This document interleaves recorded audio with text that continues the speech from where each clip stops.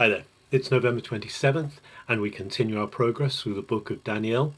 And Daniel, as we mentioned in the Hebrew scriptures, is coming in the third section, the Ketuvim, the scriptures, rather than in the prophets. So in the Hebrew scriptures, this is seen as in the third section.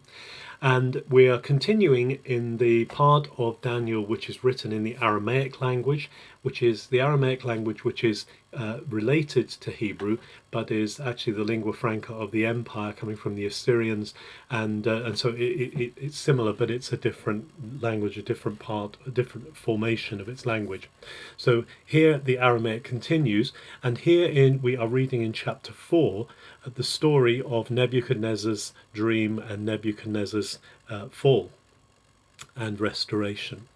And so where we start, chapter 4, by the way, starts with 3 verses which in the Hebrew scriptures or in the Aramaic scriptures belong to the end of chapter 3.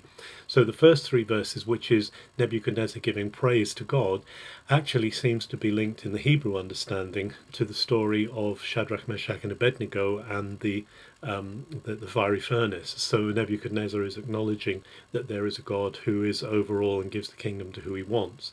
But this kind of unravels a little more and unpacks a little more with the story of Nebuchadnezzar's dream.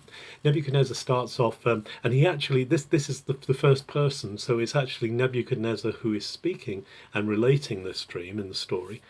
And Nebuchadnezzar says that he was at peace, he was enjoying prosperity of his palace, and then he had a dream that really troubled him. And the dream was simply of a great tree, a tree going up towards the sky, a really tall tree, a tree that was fruitful, a tree that was a home to all the birds, and the animals of the field came for shelter under it, and really a very beautiful tree, a beautiful vision of a tree. Now, it actually echoes some of the words of Ezekiel 31. So this concept of a tree is quite a universal thing. It's quite a generic thing. And the tree seems to be linked to the story of Eden, originally the great tree of the knowledge of good and evil, but also the concept of a tree in Middle Eastern theology and Middle Eastern cosmology was something that was very often used to picture the creation of the world. So here is Nebuchadnezzar. He sees this great tree, but then there's a voice from heaven. Someone comes from heaven and commands the tree to be cut down, and for the animals and the birds to be driven away, for it to be bound with a band of iron for a period of for seven times. It says, we're not told exactly what the 7 times is, but it's to be bound over 7 times, and then it will be restored. There's a stump left, or a root left. And this troubles Nebuchadnezzar, so he calls his astrologers, he calls his wise men, he calls his sorcerers together, but none of them are able to tell him. And so then he calls Daniel, who in this chapter he calls Belshazzar, which is his name. It's named for him after the god that he worships.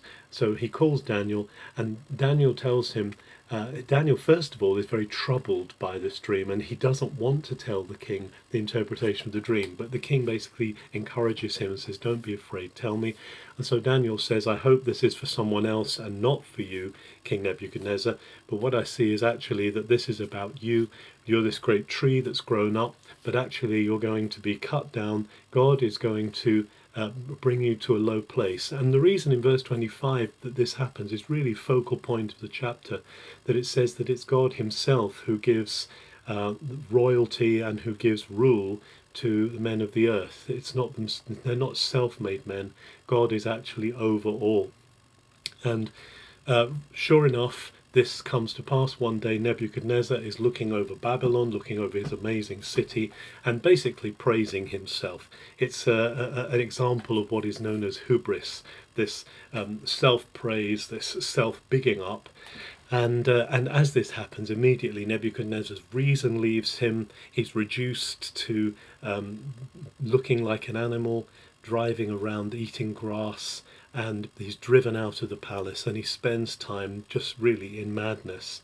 But then he turns to God, and he is restored by God. God brings him back, and he sets him back in his throne, in his palace, and people want to be with him again.